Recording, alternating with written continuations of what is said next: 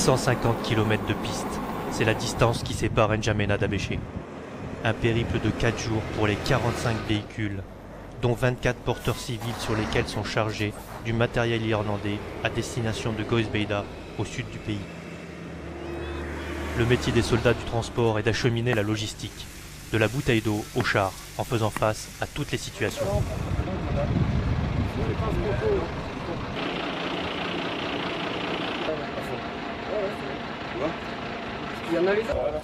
Deux problèmes. Le premier problème, le démarreur qui a cramé.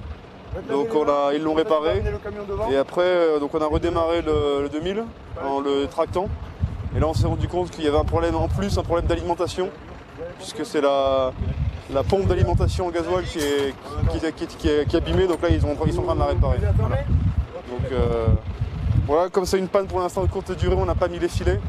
Bon, si ça devait durer, on s'installerait sur le long terme et on mettrait les filets anti-chaleur pour les rafraîchir un petit peu. Ouais. La mécanique, la route et la poussière dans les conditions les plus extrêmes.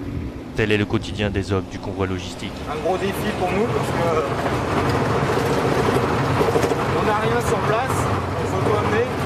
On est à plus de 2500 km de la côte, donc tout arrive par le Cameroun et il faut tout amener ici. Arrivé sur place à Abéché, on dépose tous les matériels et on commence à monter le camp. Et à l'issue, on ira ravitailler toutes les unités déployées sur la frontière soudanaise. C'est l'aventure. Et l'aventure ne fait que commencer. Avec déjà 16 convois militaires escortés, des centaines de véhicules, du matériel, des vivres, 1 million de bouteilles d'eau et 60 000 rations de combat ont été acheminées d'un bout à l'autre du pays.